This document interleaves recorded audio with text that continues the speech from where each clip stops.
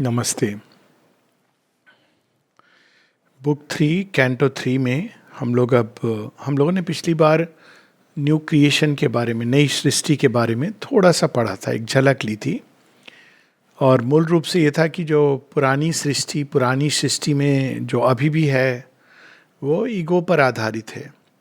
वहाँ हर व्यक्ति अपनी मनमानी इंडिविजुअल विल, एक फाइनाइट सृष्टि है, हर एक व्यक्ति अपनी फाइनाइट सीमाओं में रहता है।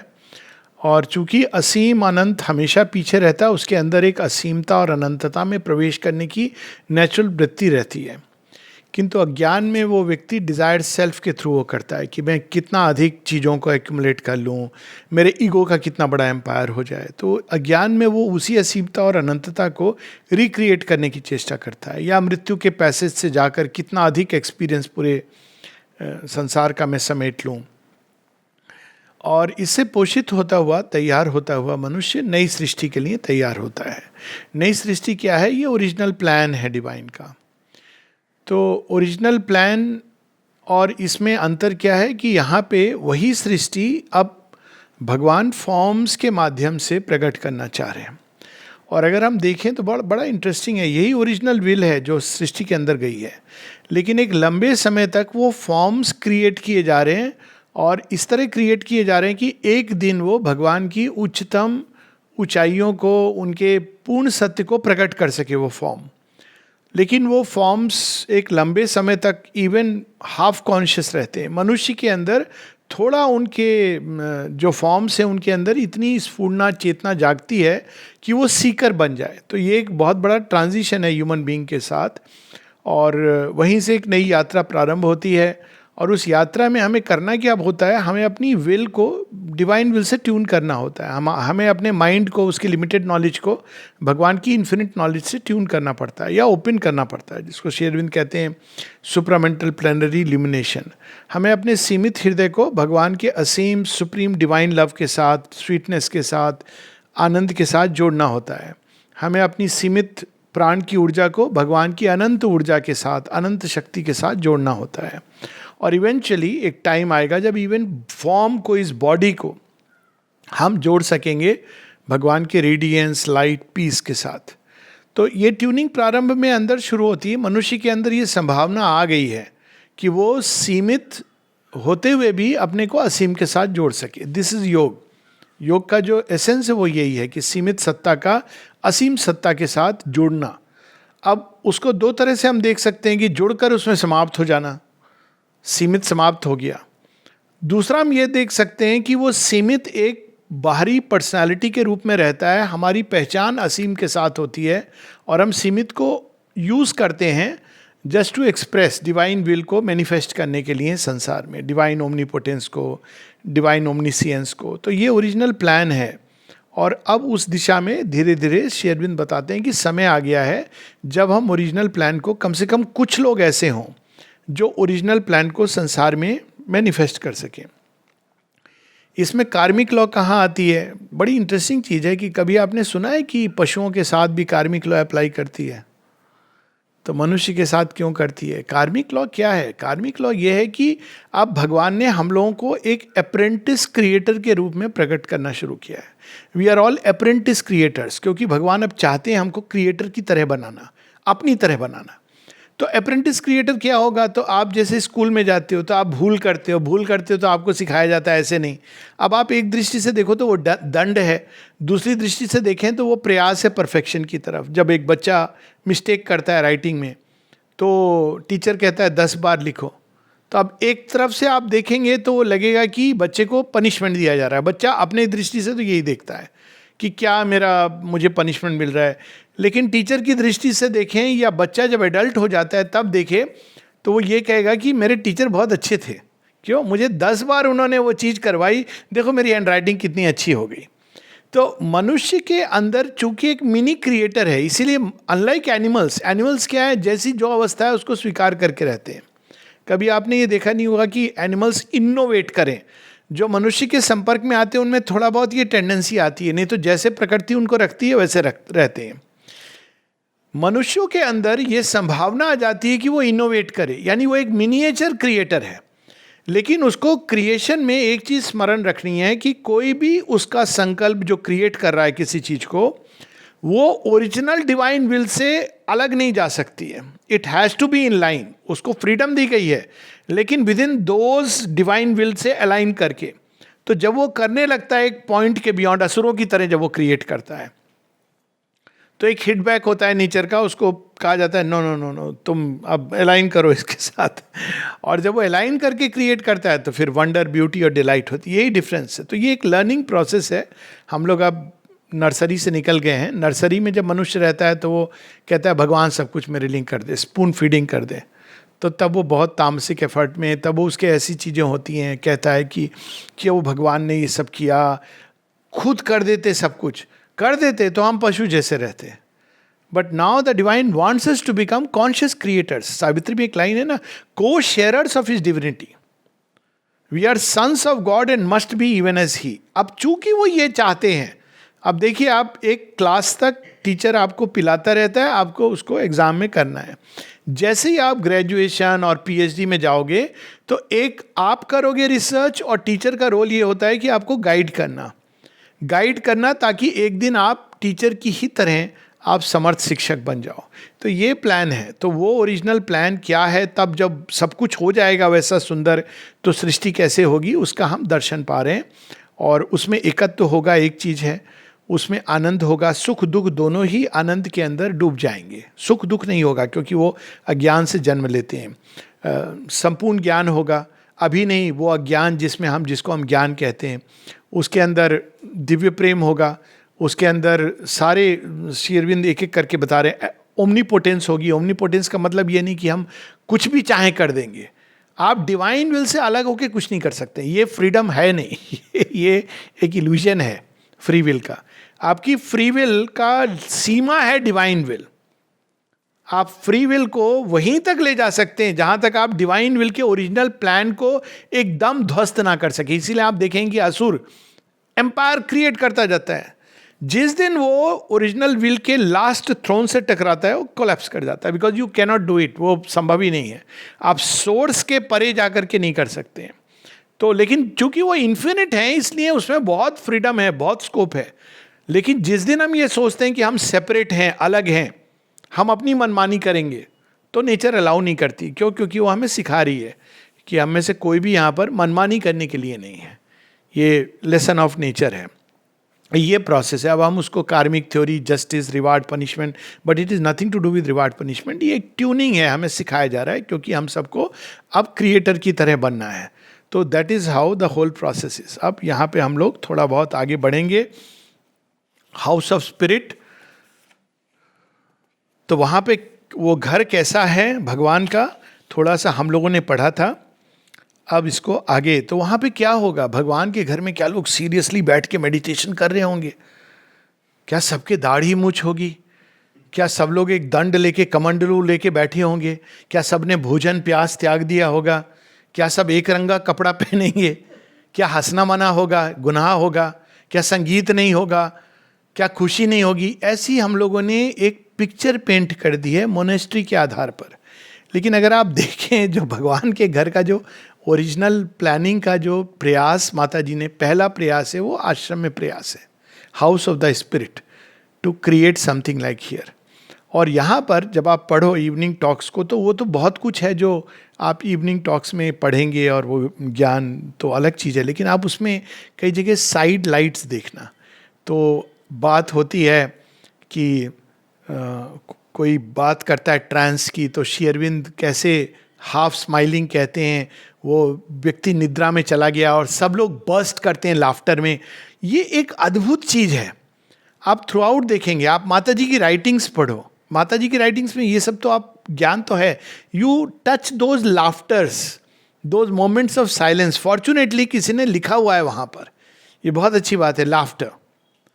अब आप जब उसको पढ़ते हो तो दिखता है कि how beautiful this new world could be. लोग इतना फ्री और आनंदित, सब ऐसे महसूस करते थे as if they are near to God's.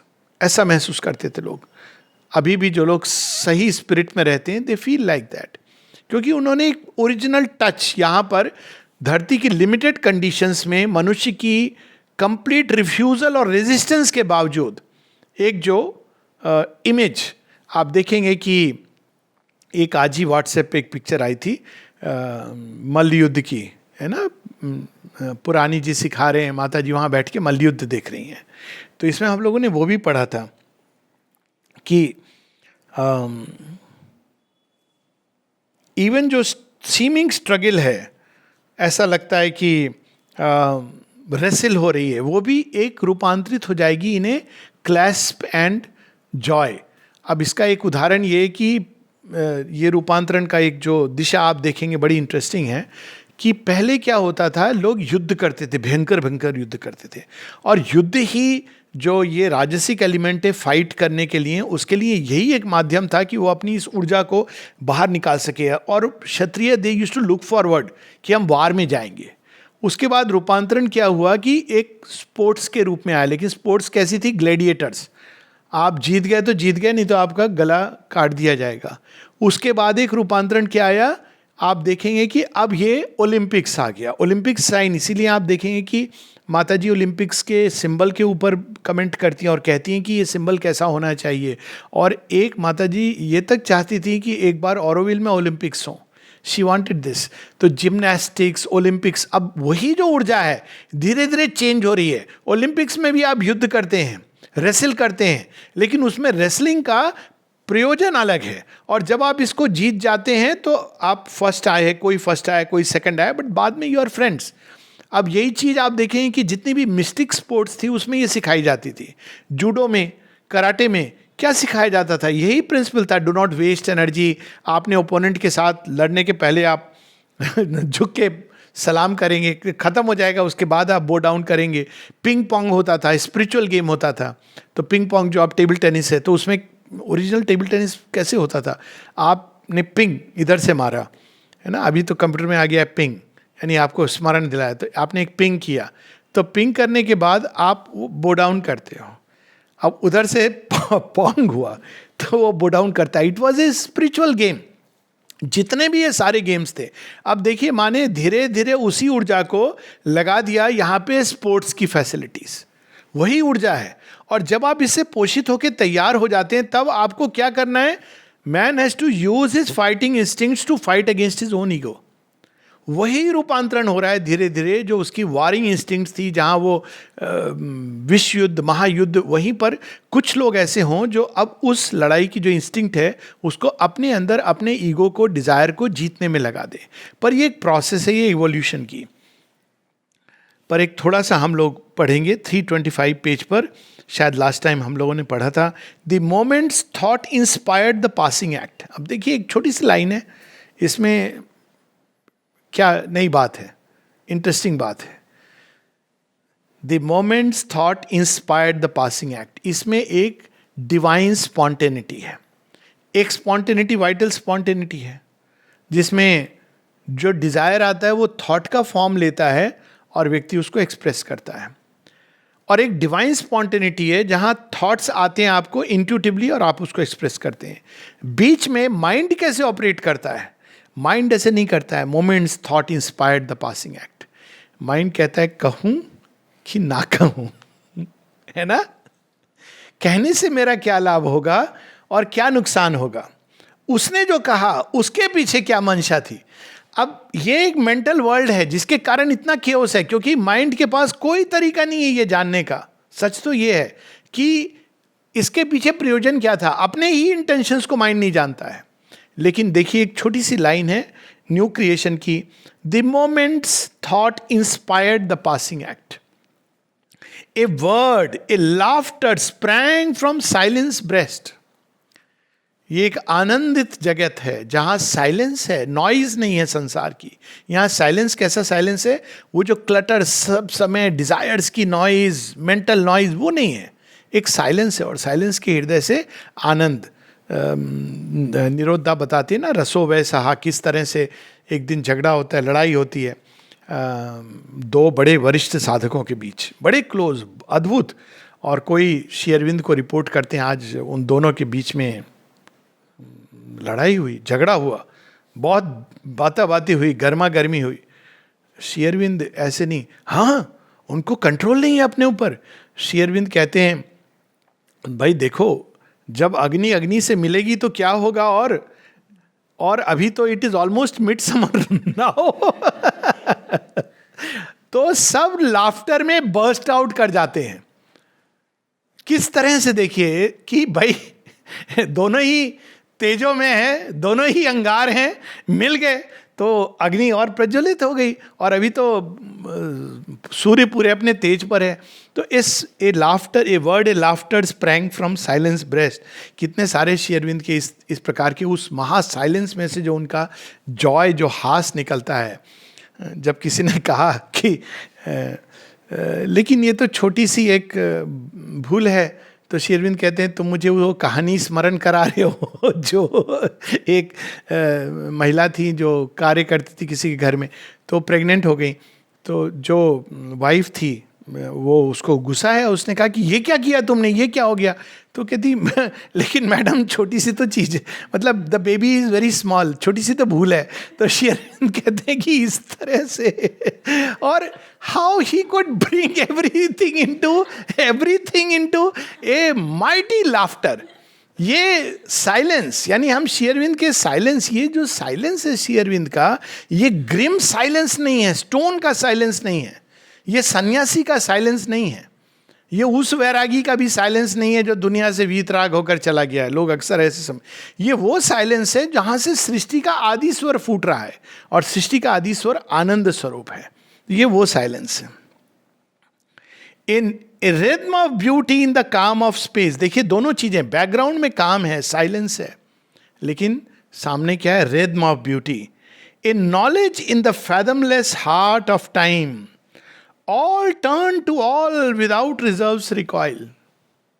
यही तो उन्होंने प्रयास किया ना बनाने का। आप कौन है, पहचान कैसे आपकी, अच्छा आप माता जी के ही बच्चे। होता है ना एक आपके अंदर, आप कहीं भी जा रहे हो, आई स्टिल रिमेंबर। अच्छा बाहर जाके ये ज़्यादा आभास होता है, जब आप बाहर रहते हो ना, जब आश्रम ज्वाइन नहीं करते, ट्रेन में अचानक मिल गए, आपने एक रिंग देख ली उसके अंदर माता जी का सिंबल।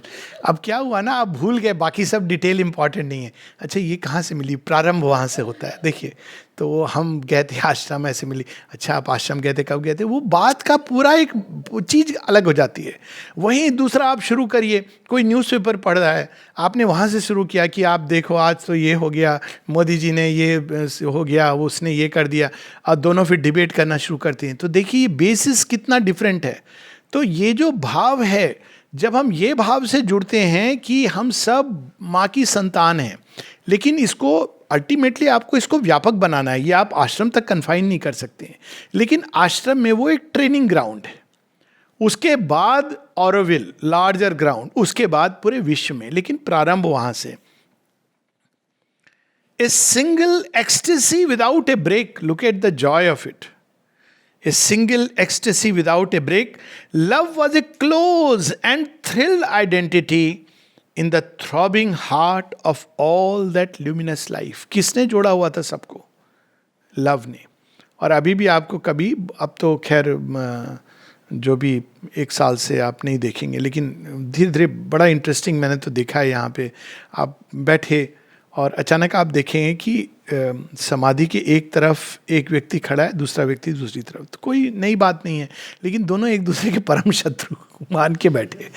लेकिन कॉमन चीज क्या है, माता जी का प्यार। वहां जाके वहां एकदम यूनियन है। कोई बात हो जाए तो आप यूनाइटेड हैं, है ना। कि उस दिन माता जी से किसी ने कहा, वो व्यक्ति देखिए वो इसको ऐसे कहता रहता है, वैसे उसको कहता रहता है, आपने इसको क्यों रखा हुआ है। माँ कहती हाँ, व्यक्तियों से झगड़ा करता है, लेकिन कभी मेरे अगेंस्ट कुछ बोल के देखो क्या करेगा, खड़ा हो जाएगा। तो ये एक चीज है कॉमन जो यूनाइट करती है। उसी प्रकार से ये प्रारंभ एक एग्जाम्पल है। A universal vision that unites, a sympathy of nerve replying to nerve, hearing that listens to thoughts inner sound. तो confusion होगा नहीं। अभी तो ये थॉट्स इनर साउंड तो हम नहीं सुनते हैं, हम तो वर्ड सुनते हैं। उसके पीछे का भाव हम अपनी कल्पना से भरते हैं। जैसा हमने किसी व्यक्ति के बारे में सोचा हुआ है ना, एक परिकल्पना बनाई है, हम भाव वहाँ भर देते हैं, क्योंकि हमारा एक्सेस नहीं है वहाँ पर। तो व्यक्ति कह रहा है कि आप बहुत अच्छे हैं और आपके मन में चल रहा है क्यों कह रहा है, कुछ तो पर्पस है, क्यों, क्योंकि ये मेरे से कुछ लाभ लेना चाह रहा है। क्यों? आपकी ये वृत्ति है लोगों से लाभ लेने की, इसलिए आप उसके अंदर ये देख रहे हैं। क्या पता सहज भाव से आज उसका हृदय परिवर्तन हो गया, कुछ भी हो सकता है ना, लेकिन आप ये नहीं सोच रहे हैं। और उसी प्रकार से दूसरा व्यक्ति भी ऐसे रिएक्ट करता है। हम सब संसार में बहुत सारा एक अननोन का फील्ड है और हम उसको किससे भरते हैं? अपने ही चेतना से। इसीलिए कहा गया है कि वर्ल्ड इज ए मिरर। तो बाहर जो हम देख रहे हैं वो देख रहे हैं, लेकिन हम अपनी चेतना से रंगते जा रहे हैं सबके अंदर जो जो मोटिव्स हैं। तो ये वहां नहीं होगा। क्यों? वहां पे थॉट्स इनर साउंड, कि उसके पीछे कौन सा स्तर है, वाइब्रेशन है। थॉट की इनर साउंड क्या है? जो वाइब्रेशन जो थॉट को बाहर में, thought is what? It's a vibration. जिसने एक कपड़ा पहना हुआ है शब्द का, शब्द एक वस्त्र है, एक वेसिल है। शब्दों के अंदर क्या है? ध्वनि है। आप अभी भी देखिए, सेम शब्द आप डिफरेंट ध्वनि से कहिए, ठीक है, ठीक है, ठीक है। देखिए आपने क्या किया, वही शब्द हैं, ध्वनि। अब ध्वनि के पीछे मंतव्य और भी अलग है, जो ओरिजिनल स्टर है, जो इंस्पायर कर रही है। यही डिफरेंस है जब शिव हलाहल पीते हैं और संहार करते हैं, और जब असुर हलाहल पीते हैं और संहार करते हैं। यही डिफरेंस है, उसके पीछे जो ओरिजिनल वाइब्रेशन है। And follows the rhythmic meanings of the heart, a touch that needs not hands to feel, to clasp, where there the native means of consciousness, and heighten the intimacy of soul with soul. अब देखिए क्या हो रहा है यहाँ पर senses हैं, supramental senses हैं, लेकिन प्रॉब्लम क्या है? यहाँ पे फॉर्म जो है उसकी क्लैरिटी नहीं है। वो जो फॉर्म है कंक्रीट नहीं है, वहाँ मैटर है, extremely plastic to spiritual light. लेकिन इसके कारण क्या है कि वहाँ इंडिविजुअलिटी नहीं है। तो ये समस्या है जिसके कारण ये सारा एक्सट्रीम बंजी जंपिंग जो भगवान ने किया, एकदम बिल्कुल इनकॉन्शियंट में प्लंज होके। And heighten the intimacy of soul with soul, a grand orchestra of spiritual powers, a diapason of soul interchange, harmonised a oneness deep immeasurable. In these new worlds projected, he became a portion of the universal gaze, a station of the all-inhabiting light, a ripple on a single sea of peace. जब कालांतर में हम लोग भगवान बन जाएंगे का मतलब है हर व्यक्ति भगवान के एक विशेष एस्पेक्ट को प्रतिनिधित्व करेगा कॉन्शियसली। उसके पीछे सारा बाकी ट्रुथ रहेगा, इसलिए उसको किसी और को समझने में समस्या नहीं होगी। अभी क्या है, एक आर्टिस्ट साइंटिस्ट को नहीं समझ पाता है, लेकिन एक आर्टिस्ट पूरी साइंस उसके पीछे है, एक साइंटिस्ट के पीछे पूरी आर्ट उसने जानबूझकर पीछे रखा हुआ है, क्योंकि वो एक कॉन्शियस फ्रंट में एक एस्पेक्ट को मैनिफेस्ट कर रहे हैं। अभी भी डिवाइन यही करते हैं, अपने अनेकों गॉड्स के साथ एक एस्पेक्ट को मैनिफेस्ट करते हैं, दूसरे को करते हैं। अंतर क्या होता है, डिवाइन के अंदर ये पूरी अवेयरनेस है कि this is my destructive aspect, this is the creative aspect, दोनों की हार्मनी। लेकिन यही गॉड्स जब आगे चले जाते हैं तो वो समझते हैं कि आई एम द अल्टीमेट, और वहीं से फॉल प्रारंभ होती है। तो we have to reach that point again, जहाँ हम लोग कॉन्शियसली डिवाइन को एक्सप्रेस करें। अब ये चलता जाता है। अब नेक्स्ट उसमें, अब ये तो घर होगा, भगवान का घर है, हाउस ऑफ द स्पिरिट, उसका मालिक कौन होगा? अभी तो हमारे घर में हम सब अपने ईगो के मालिक हैं, और घरों में देखिए कितनी कलह क्लेश किस लिए होता है कि घर में कौन मालिक है। अब पुराने समय में जो ओल्ड ऑर्डर था, वहाँ पे जो फादर होता था वो मालिक होता था, पुरुष माने वेदांतिक उसमें, और काम कुछ करेगा नहीं, काम सारा महिला कर रही है, लेकिन वो वेदांतिक ट्रुथ था ना, तो फादर वाज द बॉस। ये ओल्ड मॉडल था। तो क्या करता था, केवल वेदांतिक पुरुष की तरह सैंक्शन करता था। वो महिला पूछती थी, मैं ये कर रही हूँ जी, कर दूँ? हाँ कर दो, नहीं मत करो, उसको चुप रहना है। उसको जो करना है उसके लिए वो किसी की परमिशन नहीं ले रहा है।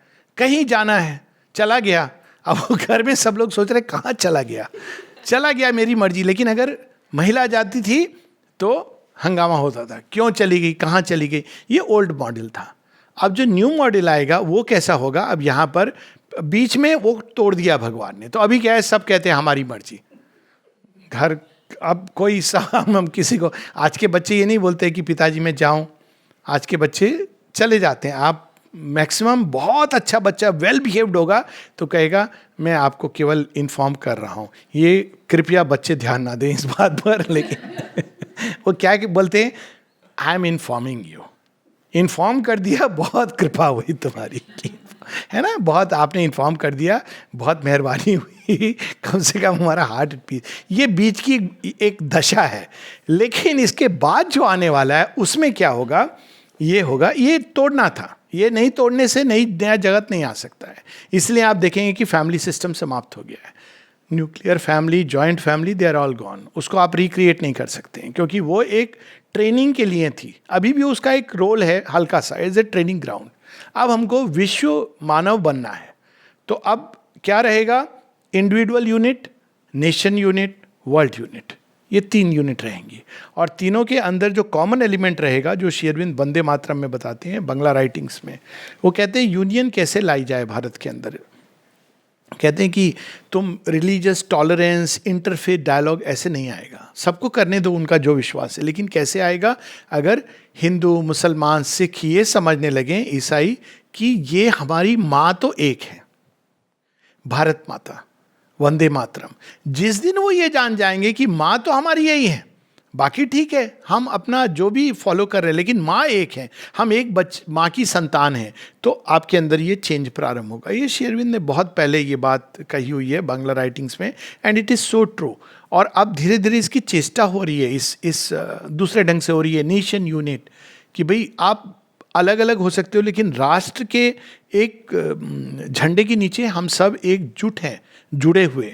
आप उसको कैंसिल करके नहीं कह सकते हैं कि हम हमारी तो अपनी आइडियोलॉजी है, राष्ट्र अपनी जगह। If you do that then there is a danger. आप अपने अपने रिलीजन जो भी फॉलो करते हैं करिए, लेकिन राष्ट्र की नेशन यूनिट के अंदर ये सब लोग जुड़ेंगे। अब यहाँ श्री अरविंद कैसे सुंदर ढंग से बता रहे हैं, the eternal goddess moved in her cosmic house, sporting with God as a mother with her child. To him the universe was her bosom of love.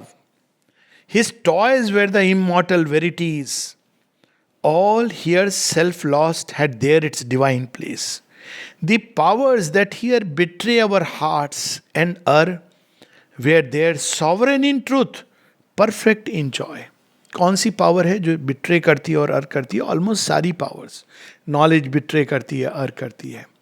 Love betray करता है, अर करता है। तो यहाँ पर लोग इतना घबरा जाते हैं कि लोग कहते हैं नहीं नहीं ये सब चीज़ें ठीक नहीं है, क्योंकि ये आपको डिसीव करेंगी।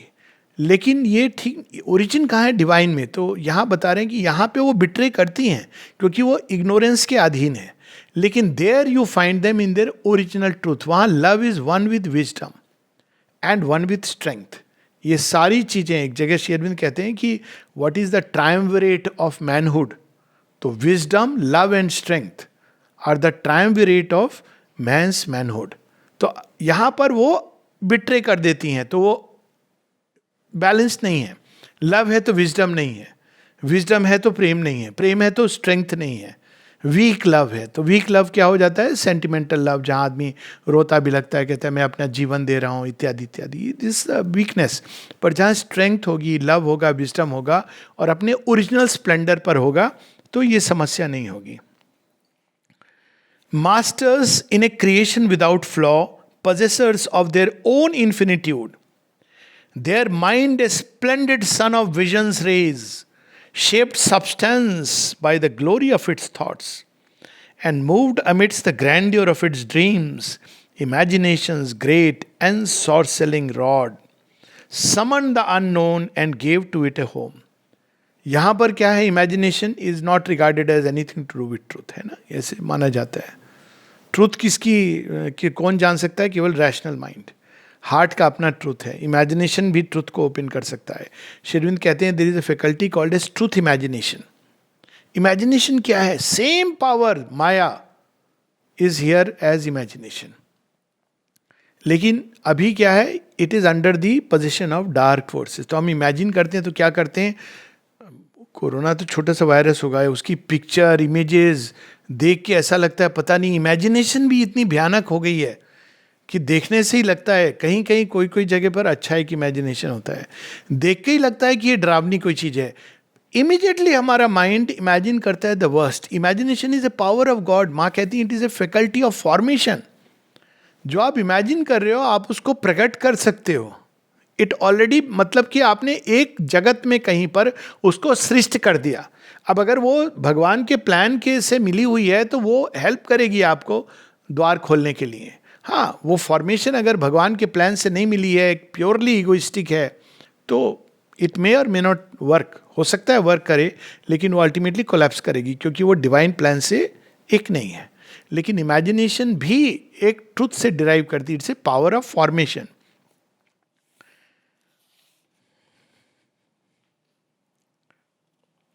There was no gulf between the thought and fact. Ever they replied like bird to calling bird. अब देखिए सिमली कितनी अच्छी है। सुनी होगी ना चिड़िया की आवाज़, एक चिड़िया बोल रही है दूसरी। यहाँ पर गल्फ है, फैक्ट। आपके थॉट्स तो हैं लेकिन फैक्ट्स क्या होते हैं यहाँ पर? सेंसेस के द्वारा जो चीज़ आप अनुभव करते हो उसको फैक्ट कहा जाता है। नाउ ये एक बहुत बड़ी फैलेसी है, क्योंकि इसका मतलब है कि आपकी ज्ञान की सीमा सेंसेस निर्धारित कर रही है। इसीलिए जब थॉट अपनी प्योर फ्लाइट में होता है तो फिलॉसफी को जन्म देता है, और उसको फिलॉसफी कहते हैं, इसको साइंस कहते हैं कि हम तो फैक्ट पर हैं, फिलॉसफी पर नहीं। क्यों? क्योंकि गल्फ है। एक फिलॉसफर जिस चीज़ को देख रहा है अपने रीज़न को ऊपर ले जाके, जो बाहरी फैक्ट्स हैं अभी उसको नहीं कर पा रहे हैं। जैसे शैले की पोयम है या ब्लेक की पोयम है, कुछ दिन पहले मैं उसको पढ़ रहा था, eternity in A grain of sand. जिस दिन तुम एक मिट्टी के कण में जब तुम देख सकोगे उस शाश्वत को, रेडियंस को, स्प्लेंडर को, और एक मोमेंट के अंदर तुम इटर्निटी को देख सकोगे। ऐसे एक पोयम है विलियम ब्लेक की,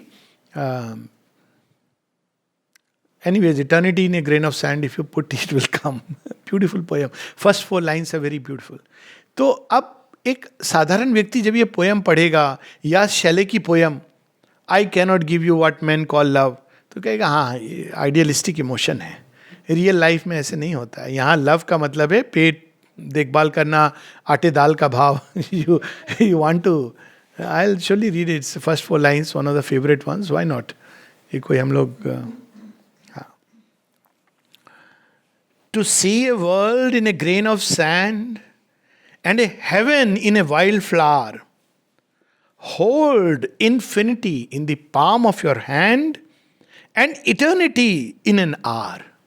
ये तो बहुत बड़ी पोएम है, I don't want to flow into it. लेकिन अब देखिए साधारण व्यक्ति क्या कहेगा, ये हाँ पोएटिक फैंटेसी है, ये एक ट्रू एक्सपीरियंस है। He was a mystic poet incidentally.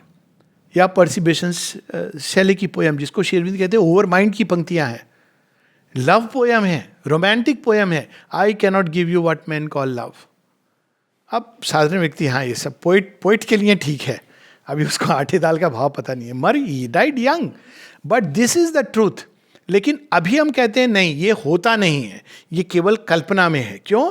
क्योंकि हमारे अंदर थॉट और फैक्ट के बीच में हमने खाई बनाई हुई है। हम जो सेंसेस डिसाइड करती हैं ट्रूथ क्या है, लेकिन उस रियल वर्ल्ड में सेंसेस डिसाइड नहीं करेगी, इंट्यूशन और विजन डिसाइड करेगा। अब शेरविंद बताते हैं ना, कई जगह उनके एग्जाम्पल हैं लाइफ के। जब एक तो वो है जब माता जी से कोई रिक्वेस्ट करने आए कि एक प्रिंस ऑफ लंका आए हैं, गोलकुंड में ठहरना चाहते हैं, तो माँ ने कहा नहीं उसको he will not stay. Mother लेकिन प्रिंस हैं लंका के, हाँ मैंने कह दिया है ही विल नॉट स्टे। माँ बहुत रिक्वेस्ट कर रहे हैं, तो माँ ने कहा देखो प्रिंस कुछ नहीं है। माँ आपको कैसे पता, पूछने की ज़रूरत कर दी। Oh you want to test the divine. वो बेचारा मुँह लटका कि अब क्या बोलूँ, इतना बड़ा आदमी नीचे आता है, तो इतने में वो बाहर प्रिंस जी खड़े हैं और गेट से एक रिटायर्ड जज प्रवेश कर रहा है। वो इससे पूछता है ये यहाँ क्या कर रहा है? क्यों? ये प्रिंस ऑफ लंका है। बोला कोई नहीं, 3 बार मैंने इसको कन्विक्ट किया हुआ है। अब देखिए, अब ये एक इंट्यूटिव विजन है जो दिखा रहा है अंदर में। इसीलिए किसी ने बड़े सुंदर ढंग से कहा है कि फूल्स जज the master by the disciples. अरे ये तो मास्टर ने कैसे लोगों को चुना है. वाइज वंस जज the disciples by the master. उन्होंने चुना है, कुछ तो होगा मटेरियल. क्योंकि हम वो नहीं देख पा रहे हैं, हम बाहर का बिहेवियर देख रहे हैं जो भगवान देख पा रहे हैं. तो ये डिफरेंस है ट्रूथ और फैक्ट में. जब हम बाहर देखते हैं फैक्ट, हम कहते हैं अरे, लेकिन जब अंदर का ट्रूथ देख लेते हैं तब बिल्कुल ही एक अलग विजन खुलता है. The will obeyed the thought, the act, the will. There was a harmony woven twixt soul and soul, a marriage with eternity, divinized time. So इसमें सब कुछ है. Their matter is the spirit's firm density. ये original matter है. Matter की origin भी भगवान ही है, और मैटर क्रिएट ही किया गया भगवान ने अपने अंदर से मैनिफेस्टेशन के लिए. इट इज़ अगर आप मैटर में, अभी लोग कहते हैं ना 5 स्टेट्स कहते थे, now they call the 7 states. बीच में एक प्लाज्मा 4th स्टेट आई थी. Ultimately science is coming close to that original matter. ये मैटर जो है ये तो एकदम हाईली कंडेंस्ड मैटर है. इस तो अपनी सारी वो रिजुता और प्लास्टिसिटी सब लूज कर चुका है. तो ये ओरिजिनल मैटर है. वहाँ पे मैटर कैसा है, लेकिन वो उसकी बस प्रॉब्लम ये है कि जैसे अब गैसियस स्टेट में, अभी आप 3 स्टेट्स ऑफ मैटर जो हम लोग अनुभव करते हैं, अगर आपको कोई चित्र बनाना है तो आप पानी पर नहीं बनाओगे. कहते हैं ना उस पर, तो वो भी है पानी पर लिखाई, आप मिट जाएगी. आप हवा में नहीं बनाओगे. लोग बोलते भी हवा में चित्र खींच देना, नहीं टिकेगा. आप किस पर बनाओगे? धरती के ऊपर. तीनों ही एक ही मैटर की स्टेट्स हैं, लेकिन ये कंक्रीट है जिसके अंदर एक्सप्रेशन जो है सबसे अधिक सुंदर संभव है. इसीलिए भगवान ने ये एक्सट्रीम मटेरियल चुना है. इसकी कठिनाइयां हैं. हवा में आप कुछ ही बना सकते हो, क्षण भर के लिए रहेगा, दूसरा कोई देखे ना देखे, आपने देख लिया. पानी पे आप चित्र खींच सकते हो, स्टिल वाटर में, समुद्र के पानी की नहीं, लेकिन वो थोड़ी देर के लिए रहेगा. लेकिन इस पर जब आप खींचोगे तो वो रहेगा, कंक्रीटली रहेगा. इसलिए ये ठोस सबसे कठिन मीडियम भगवान ने चुना है एक्सप्रेस करने के लिए. ठीक है, मीडियम की कठिनाई है, लेकिन जो काम होगा वो भी परफेक्ट होगा. यही पूरा खेल यहाँ पे श्री अरविंद हम लोगों को बता रहे हैं. There matter is the spirit's firm density, an artistry of glad outwardness of self. क्या सुंदर लाइन है. आप गोल्ड जो बनाते हैं वो भी तो यही करते हैं ना. प्योर फॉर्म ऑफ गोल्ड तो केवल एक स्टैंडर्ड है 24 कैरेट्स, आप उसका कुछ नहीं बना सकते हो. तो यू हैव टू हैव, उसमें इम्प्योरिटी डालनी पड़ती है. 22 कैरेट्स, 20 कैरेट्स, जैसे जैसे अगर आप उसको और ठोस बनाना है तो थोड़ा इम्प्योरिटी डालनी पड़ती है. Impurity is a way of saying, लेकिन आपको उसको ठोस करना पड़ता है. अपने मोल्टेन स्टेट में वो श्रृंगार नहीं बन सकता है. वो वैल्यू उसकी वही है, वही ग्राम के हिसाब से वही भाव है. तो भगवान भी हम लोगों को गोल्ड ऑर्नामेंट्स बनाना चाहता है. मोल्टेन गोल्ड बना के अपने घर में वो सोने के बिस्किट इतने सारे वो नहीं करना चाह रहा है. He wants us to become उनका गहना. A treasure house of lasting images where sense can build a world of pure delight. Senses abandon नहीं है वहाँ पर. इसीलिए श्री अरविंद कहते हैं it is no part of my yoga to crush the senses, but to refine them and to ennoble them, to heighten them, to divinize them. तो crush नहीं, हमें फर्क नहीं पड़ता हम क्या खा रहे हैं, क्या पी रहे हैं, क्या देख रहे हैं, ये तो पूरा सेंसरी वर्ल्ड है. नहीं, senses also have to be refined, ennobled, क्योंकि ultimately they have to unite with the supramental sense. अब ये सब अशुपति देखते हैं, अनुभव करते हैं. कितनी सुंदर लाइन है. It's solidity was a mass of heavenly make, it's fixity and sweet permanence of charm made a bright pedestal for felicity. Its body is woven by a divine sense. All bodies are partly created by the sense. Because एक sense function नहीं करे तो आप देखिए आप कैसे body को perceive करेंगे. बॉडीज बिल्ड, क्योंकि सब कुछ तो फॉर्मलेस स्टेट में है, तो हमको फॉर्म कैसे दिखाई देता है, ये मिस्ट्री है. अल्टीमेटली सब एक क्लाउड्स हैं, जो भी आप कहेंगे चार्जेस के. Partly it is by the senses. So वहां पे डिवाइन सेंस बॉडीज को वीव कर रही है. Prolong the nearness of souls clasp with soul, Its warm play of external sight and touch reflected the glow and thrill of the heart's joy. Life's rapture kept forever its flame and cry. Oh, minds climbing, brilliant thoughts, the spirit's bliss. Life's rapture kept forever its flame and cry. All that now passes lived immortal there, in the proud beauty and fine harmony of matter plastic to spiritual light. ये explain करता है कि कई बार लोग ये प्रश्न करते हैं, हम प्रे तो कर रहे थे, कुछ हुआ नहीं, अल्टीमेटली डॉक्टर ने दवाई दी, नॉर्मल कोर्स में बीमारी ठीक हुई. सच में ऐसा होता है क्या भगवान? ये हमारी भूल है समझ. प्रॉब्लम क्या है कि मैटर नहीं रिस्पॉन्ड करता. आप देखेंगे जब आप प्रे करेंगे तो I am not talking of everybody, कई बार आप देखेंगे कि बाहर का जो शरीर का पार्ट है ना, वो इमीडिएटली ठीक नहीं होता है, लेकिन अंदर में आपकी स्टेट चेंज हो जाती है. आप इनवर्डली उसी बीमारी के समय भी अंदर में आप एक जॉयस या पीस में रहते हैं. ये ऑब्जर्व किया होगा. फिर बीमारी क्यों नहीं ठीक होती है? ठीक होती है, लेकिन उसका पूरा कोर्स अगर आप ध्यान से ऑब्जर्व करें, आप देखेंगे कि इतना भयंकर नहीं होता जितना हो सकता था. अब अल्टीमेटली इमीडिएटली क्यों नहीं ठीक होता? Because matter is not yet plastic to spiritual light. तो हमें करना क्या चाहिए? Every time that we pray, जब रोग है कुछ भी है, तो आप मैटर को उस लाइट से इन्वोक करके जोड़ने की चेष्टा कर रहे हो. आज नहीं हो रहा है, लेकिन एक दिन ऐसा आएगा जब वो ड्रॉप ड्रॉप गिरते गिरते शिल के ऊपर निशान पड़ जाता है, मैटर प्लास्टिक हो जाएगा. तो हमें डेफिनेटली जब हम बीमार पड़ते हैं या कुछ भी शरीर की समस्या है, we should invoke the divine grace. माँ से किसी ने पूछा था शुड वी, बोली why not, if you can invoke the divine grace to remove a moral defect from nature. तो ये भी तो एक फॉल्सहुड है, नहीं होना चाहिए रोग. तो हम अगर करते रहें तो एक दिन ये मैटर प्लास्टिक होगा. कालांतर में जो भी समय हमारे जीवन काल में भी होगा, जिस हद तक हो सकता है, नहीं भी हुआ तो हम we will pave the way for future. और दूसरी बात है कि अगर हम फिजिकल कल्चर करेंगे तो मैटर और प्लास्टिक होगा. तो ये फिजिकल कल्चर के माध्यम से और भगवान को, माँ की कृपा को, पीस को, जॉय को इन्वोक करके, शक्ति को इन्वोक करके धीरे धीरे हम मैटर को प्लास्टिक बनाते हैं टू द स्पिरिचुअल लाइट. सो इस योग का प्रयोजन यही है. अब ये सब अशुपति देख के बहुत आनंदित होते हैं. उसके बाद वापस आते हैं, वो देखते हैं कि जब उस जगत से धीरे धीरे वो दूर देखते हैं कि उनका हृदय कहीं पर धड़क रहा है. बहुत सुंदर वर्णन है कि वो ट्रांस की अवस्था में ये सब उन्होंने एक्सपीरियंस किया था बॉडी के बाहर जाके, लेकिन उन्होंने बॉडी से लिंक नहीं छोड़ा था. और बिल्कुल विविड डिस्क्रिप्शन है कि वो देखते हैं कि वहाँ पे उनका हृदय, वो सरेंडर्ड सैक्रिफाइस्ड हार्ट, और तब वो उसमें वापस लौटते हैं. लेकिन अब जब वो लौटते हैं तो उनकी अवस्था ये होती है जैसे लोग पौंडीचेरी आके चले जाते हैं.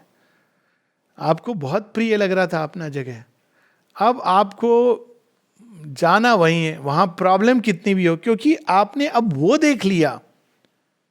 चाहे कितनी भी कठिनाई हो, घर में आपके बहुत कंफर्ट है, लेकिन आपको आने का वहीं मन कर रहा है घूम घूम के. क्यों? क्योंकि आपने कुछ ऐसा देख लिया, कुछ ऐसा स्पर्श कर लिया. लेकिन अशुपति के साथ क्या है, उनको तो फ्री एंट्री है, लेकिन वो चाहते हैं कि अरे ये बाकी सबके लिए क्यों नहीं. तो अब वो क्या चाहते हैं कि वो जो मैंने वहां देखा है मैं उसमें चला जाऊं. नो, वो तो जैसे होता था ना कि जिस भगवान आपका डेटी है उसके लोक में जाके आप आनंद से रहिए. वो कहते हैं यहां पर वो क्यों नहीं आएगा, और इसके लिए अब वो उस जगत को यहां पे बुला रहे हैं. वो कह रहे हैं no, now I want this world here. तो उसी वर्ल्ड को स्थापित करने का पहला प्रयास इज आश्रम. लेकिन तब तक सुपरामेंटल मैनिफेस्टेशन प्रारंभ नहीं हुआ था. तो जो कुछ भी हो रहा था इट वाज बिटवीन मदर, माँ उसको धारण करके डिसाइपल्स को दे रही थी. उनके अंदर रेजिस्टेंस, रिफ्यूजल्स, डिनायल्स, रिसेप्टिविटी, उसके अनुसार अलग अलग लेवल पे काम कर रही थी. 56 के बाद माता जी स्ट्रेटजी चेंज करती हैं. अगर आप 57-58 की टॉक्स पढ़ो तो माँ कहती है now ashram is no more confined to this geographical boundary. Mata ji की राइटिंग्स में लोग देखना नहीं चाहते हैं, पर वो कहती हैं अब जहां भी संसार में कोई भी खुला है, ओपन है टुवर्ड्स श्री अरबिंदो's टीचिंग, अब वो सब एक सूत्र में बांध लिए गए हैं. अब देखिए ये सत्य इस समय कोरोना काल में कई ऐसी चीजें भी हुई जो भयानक दिखती हैं, कई बड़ी इंटरेस्टिंग चीज़ें हुई। एक चीज़ ये हुई कि पहले आप देखिए लोग अपने अपने सेंटर में जगह जगह थे, अपने अपने टाइम पर मेडिटेशन करना नहीं करना, आश्रम का अलग एक रिद्म है, अपना रिद्म है। अभी आप देखेंगे कि थैंक्स टू, पता नहीं किसके दिमाग में ये आइडिया है व्हाट्सएप ग्रुप बनाने का। इट वॉज मेंट, अभी भी बोला जाता है उसको, आश्रम ब्रॉडकास्टिंग ग्रुप, पर इसमें जुड़े हुए हैं लोग न्यूयॉर्क, लंदन, दिल्ली, बेरमो, बांग्लादेश, और सब आता है। आई सी इट, वो दूसरे ग्रुप्स में भी हूँ, बांग्लादेश के ग्रुप में आ जाएगा, today is Thursday meditation timing so and so this music, Darshan day, समाधि दर्शन। ये क्या हो रहा है? अब वही ट्रुथ जो माने 1957 में बताया है, वो ट्रुथ अब कंपेल होके इस साल एक्सप्रेस हो रहा है कि अब क्या है, 6 बजे सुबह आप केवल ये नहीं कि अच्छा हम ट्यून करें, एक्चुअली लोगों के साथ आप जोड़ के वही म्यूजिक लगा करके एक इथीरियल स्पेस में आप जुड़ गए हैं। तो अब ये वो ट्रुथ है जो धीरे धीरे एक्सप्रेस हो रहा है। फिर उसके बाद 60 में माँ क्या बनाती हैं? श्री अरबिंदो सोसाइटी, इसका एक लार्जर, ये वही उस जगत को यहाँ उतारने के लिए, और फिर ऑरोविल, और अब धीरे धीरे उसकी शाखाएं बढ़ती हुई पूरे जगत में। लेकिन प्रारंभ कहाँ होता है? अशुपति की प्रार्थना के साथ, माँ उतरो, माँ उतरो, माँ उतरो। अब अशुपति की जो ये अवस्था है जिसमें वो, उनका जो हृदय है वो एक मंदिर बन गया है, जो ओरिजिनल मातृ मंदिर अशुपति का जो हृदय है उसका वर्णन है। लेकिन ये वर्णन आप देखेंगे कि मातृ मंदिर का भी वर्णन है बाहर से। ये इससे हम लोग रुकेंगे। Abandoned, it lay alone, imperishable, immobile, with excess of passionate will, his living, sacrificed and offered heart. Absorbed in adoration mystical, अब वापस आ गए अपने हार्ट में। Abandoned, छोड़ के चले गए थे। Sacrificed, उनका हृदय, और कैसा देखिए, immobile with excess of passionate will। Shri Arvind को देख के ऐसा लगता है ना, भोलेनाथ बिल्कुल। अभी एक बार शेरविंद कहते हैं कि नाउ आई डोंट यू, जब भी मैंने कभी प्रयास किया है इवन ओवर माइंड फोर्स का, तो कैटेस्ट्रॉफिक कॉन्सिक्वेंसेस, तो वो जनरली ही विल नॉट। एक बार कोई माता जी को कुछ कह रहा था और अचानक शेरविंद अंडर हिज ब्रेथ वो कहते हैं, who is shouting at the mother, और ऐसी रिपिल ऑफ शांति, पावरफुल शांति, पूरे विश्व युद्ध को लड़ रहे हैं। So that is the power inside, excess of passionate will, turned to its far off fount of light and love. दिखाई नहीं अब दे रहा है क्योंकि अब वो मैटर के उसमें आ गए हैं, अपने शरीर के अंदर। In the luminous stillness of its mute appeal, it looked up to the heights it could not see. He had gone out, शरीर के बाहर जाके वो जगत में भ्रमण करके आए, अब वो शरीर के वॉल्ट के अंदर आ गए हैं। It yearned from the longing depths it could not leave. देखिए मातृ मंदिर का, it turned toward the heights it could not see. In the center of his vast and fateful trance, halfway between his free and fallen selves, original, he became a portion of the universal gaze, free self. यहाँ पर उन्होंने स्वयं को स्वेच्छा से renounce करके बांधा हुआ है। Free self is the central being, fallen self is again the psychic being को यहाँ पे पर्पसली माता जी एक जगह बताती है ना, Shri Aurobindo is a portion of the Lord, जिन्होंने जानबूझकर अपने आप को सुप्रीम लॉर्ड से अलग करके, अलग नहीं हो सकते लेकिन वो बताती हैं, इसको एक्सप्लेन किया उन्होंने, जानबूझ के उन्होंने मैटर में प्लंज किया इस रूपांतरण के हेतु, और युग युग में वो ये कार्य को करते रहे हैं। एक halfway between his free and fallen selves, interceding twixt God's day and the mortal's night, accepting worship as its single law, accepting bliss as the sole cause of things. सृष्टि का आदि स्वर क्या है? आनंद, क्योंकि वो देख करके आए। और क्या करना है हमें? वर्शिप। यहाँ वर्शिप का मतलब है पूरी तरह सरेंडर, यहाँ बाहरी कर्मकांड की बात नहीं है। Refusing the austere joy which none can share, refusing the calm that lives for calm alone, to her it turned, for whom it willed to be. उनको ये मौका मिला है कि आप सुपरामेंटल वर्ल्ड में आके रहने लगिए, रिफ्यूजिंग दैट जॉय, वो जॉय जो हिमालय की चोटी पर लोग कहते हैं कि फला फला गुफा में बहुत बड़े एक योगी रहते हैं, कितना इंप्रेस हो जाते हैं लोग। ठीक है, रहते हैं, व्हाट्स द बिग डील। मतलब दे आर एट मोस्ट एक संभावना कि मनुष्य के अंदर ही संभावना है, लेकिन उन्होंने तो त्याग दिया ना इस फील्ड को। दे austere joy that none can share, and refusing the calm that lives for calm alone. To her it turned for whom it willed to be. To her is the Divine Mother. In the passion of its solitary dream, it lay like a closed, soundless oratory. मातृ मंदिर का inmost chamber, closed, soundless oratory, where sleeps a consecrated argent floor. Argent is spiritual, color of spiritual is argent यानी silver, and supramental life is gold. माता जी इसको इसी प्रकार से वर्णन करती हैं, कहती हैं कि अगर तुम supramental life के दृष्टि से देखो तो हमारी सारी स्पिरिचुअल लाइफ इंक्लूडिंग वो साइकिक अर्ज इत्यादि, दे फेड बिफोर इट। ऐसे बताते हैं कि बिल्कुल पेल हो जाते हैं इन कंपैरिजन। सारी मनुष्य की जो स्पिरिचुअल उपलब्धियां हैं सुपरमेंटल लाइफ के सामने दे पेल। तब वो डिफरेंस बताती हैं, the spiritual life is like made of silver and the supermental life is made of gold. इसीलिए हम देखते हैं कि फिजिकल अर्थ लाइफ में इसका क्या सिंबल है? Spiritual life at its highest is the full moon, but the supramental light is the full blaze of the sun. आप मून है, चार्मिंग है, सब है, लेकिन मून आपके सीजन्स नहीं क्रिएट कर सकता है। मून जीवन नहीं देता है, सुकून देता है, शांति देता है थोड़ी देर के लिए। पोइट को इंस्पायर कर सकता है, पागल भी कर सकता है, डिपेंड करता है। लेकिन सुपरामेंटल सन जब निकलता है तो सारे मून फेड हो जाते हैं, तारे छिप जाते हैं शर्म में। तारे कौन से? Guides. Stars are symbol of guides. तभी तो अब यहाँ पर आप कैसनोव जाइए तो एक से एक समाधि है। नलनी दा इत्यादि की सत्यकर्मा माँ ने लिखा है माई फेथफुल वन, नाम भी नहीं सुना होगा लोगों ने। एक एक लोग थे, डॉक्टर राजगम, तो अमृता दा, अब ये सब अपने आप में योगी। लेकिन क्यों ये?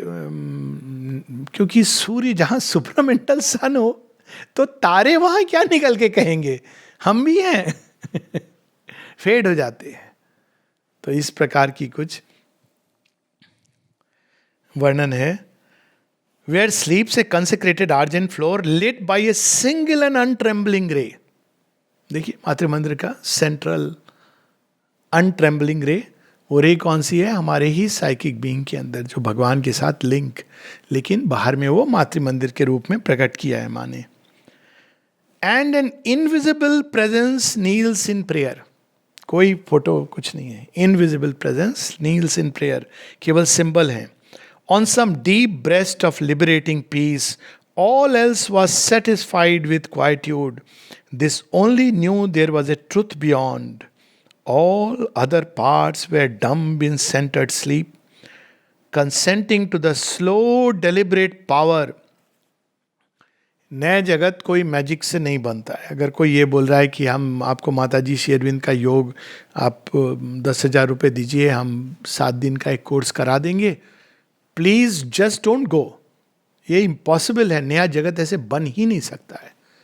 इसकी तो फाउंडेशंस में टाइम लग जाता है। It's so deep. शेरविंद कहते हैं roots were not deep enough.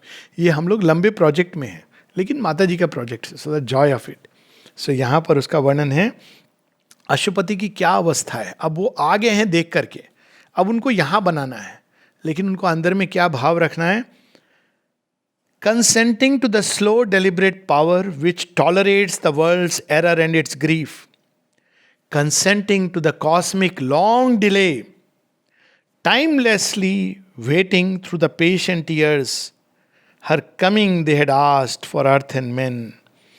This was the fiery point that called her now. Only the mother and the mother and the mother, वो यहाँ पे ये नवीन सृष्टि जो देख के आए हैं वो क्रिएट कर सकती है। एक डिसाइपल ने श्री अरविंद से पूछा, मेरा ये मानना है कि यदि माँ चाहे तो एक क्षण भर में वो सुपरामेंटल वर्ल्ड को मैनिफेस्ट कर सकती हैं, लेकिन वो सेम चीज़ नहीं रहेगी जैसा कि वो इवोल्यूशन के प्रोसेस से होगी। तो श्री अरविंद कहते हैं absolutely true, it is a very important distinction. यानी ये नहीं कि वो वर्ल्ड है वैसा का वैसा, तो हम तो वैसे ही रहेंगे, हमारा क्या संबंध रहेगा सुपरामेंटल बींग्स के साथ, वही जो अभी रिलीजियस संबंध है। हम नहीं बनेंगे वो सुपरामेंटल वर्ल्ड बींग्स, आ जाएंगे यहाँ वो धरती को सब, लेकिन आप वहीं के वहीं रहेंगे। लेकिन माँ श्री अरविंद ये नहीं चाहते हैं, वो चाहते हैं कि हम भी उनके बच्चे इवॉल्व करें, लेकिन इवॉल्व करने के लिए we have to engage in the effort. दूसरा, डिसाइपल कहता है कि मेरा ये मानना है कि यदि हमारे अंदर इंटेग्रल सिंसेरिटी हो तो श्री माँ इमीडिएटली सुपरामेंटल वर्ल्ड क्रिएट कर सकती हैं। श्री अरविंद कहते हैं it is absolutely true. Integral sincerity मतलब आपकी एक एक सेल सब कुछ पूरी तरह सेंटर्ड होके डिवाइन की तरफ। तो इसलिए भगवान जानते हैं कि ये कठिन काम है, पर निर्णय ले लिया है, ऊपर से सैंक्शन हो गया है, तो ये तो होके रहेगा। लेकिन तब तक क्या करना है? Consenting to the cosmic long delay, the power that tolerates world's error and grief. हमको भी वैसे ही बनना है। ठीक है, हम सबके अंदर कमियां हैं, गलतियां हैं, संसार में भी है, सुख भी हो रहा है, अभी दुख भी हो रहा है। श्री अरविंद से किसी ने पूछा कि क्या डिफरेंस है एक साधक में और साधारण मनुष्य में? दोनों को तो मैं देखता हूँ कि एक जैसे व्यवहार करते हैं। श्री अरविंद कहते हैं हाँ, लेकिन एक डिफरेंस है जो तुम नहीं देख पा रहे हो। क्या डिफरेंस है? साधारण जीवन में व्यक्ति उस अज्ञान में धंसा हुआ है और उसी में रहना चाह रहा है। साधक ने अपने अंदर निर्णय ले लिया है कि नहीं, मुझे इसके बाहर निकलना है, तो उसकी यात्रा प्रारंभ हो गई है बाहर निकलने की। आप ये नहीं देख पा रहे हो, लेकिन वो आपको टाटा बाय बाय कर रहा है चेतना के किसी कोने से, और एक दिन वो इस जोन के बाहर चला जाएगा। लेकिन आप इसी में खुश हो, ये डिफरेंस है। बाहर से आपको नहीं पता चलेगा ये चीज। इसका निर्णय ऑफ कोर्स कौन साधक है नहीं है, इसका निर्णय कोई बाहरी उससे नहीं होता है। अंदर में जिसके अंदर अभिप्सा है कि मैं इस अज्ञान अचित अंधकार से बाहर निकलूं, उसने ये निर्णय ले लिया है कि मैं मेजेस ऑफ इग्नोरेंस से बाहर निकलूं, और वो उस दिशा में चल पड़ा है। और एक लंबे समय तक हो सकता है आप भी साथ साथ चल रहे हो, आपकी जर्नी माउंट एवरेस्ट तक है, उसको कोई नीचे हिल स्टेशन में जाके हम शिमला ऊटी घूम के आते हैं, तो वो वहाँ आके रुक जाएगा, कहेगा देखो कितनी अच्छी यहाँ बर्फ़ है, रुको। तो ये तो चल पड़ा है आगे की तरफ, वो तो वहाँ जाएगा। थोड़े दिन शिमला ऊटी में रुका तो रुका, लेकिन जाना तो उसका माउंट एवरेस्ट है, तो वो निकल जाएगा। तो यही डिफरेंस होता है। एक लंबे समय तक आपको डिफरेंस नहीं पता चलेगा, और outer man is the last to change. और इसीलिए वो पावर टॉलरेट करती है, क्योंकि वो जान गई है कि वो डिवाइन मदर नोस, बाहर से you don't know. Divine mother, इसलिए भगवान सबके साथ एक जैसा व्यवहार नहीं करते हैं, वो देखते हैं डिफरेंस कि ये इसका निर्णय कुछ और है और ये कहाँ जा रहा है। और दूसरा व्यक्ति जो जानबूझ के उसमें रह रहा है, एंजॉय कर रहा है, भगवान की तरफ डिनायल है। श्री अरविंद एक जगह कहते हैं, जब निरुद्धा कहते हैं कि वो यहाँ से क्यों चला गया, तो कहते हैं हमने तो उसे बहुत रोकने की चेष्टा की थी, तो हमने तो नहीं भेजा। तो कहते हैं भगवान फोर्सिबली क्यों नहीं रोक देते हैं? तो कहते हैं कि भगवान रोक लें, लेकिन अब उसको कम से कम मेरे रोकने से तो रुके। तो कहते हैं व्हाट अबाउट द ग्रेस? कहते हैं yes, but if a person persistently refuses the grace, तो इस हद तक वो टॉलरेट करते हैं world's error and grief. As long as you are open to grace there is hope. इसका मूल ये है, क्योंकि ग्रेस जानती है कि ये काम सरल नहीं है, आसान नहीं है, लेकिन आपके अंदर यदि वो कंसेंट है कि no mother I want to reach there, तो आज नहीं तो कल वन विल रीच। और दूसरा है कि कौन करे इतना एफर्ट, जब बन जाएगा सुपरामेंटल वर्ल्ड, हम भी उसमें कहते हैं ना बहती गंगा में हाथ धो लेंगे, तो क्या पता गंगा आपके रास्ते से निकले या ना निकले। नमस्ते।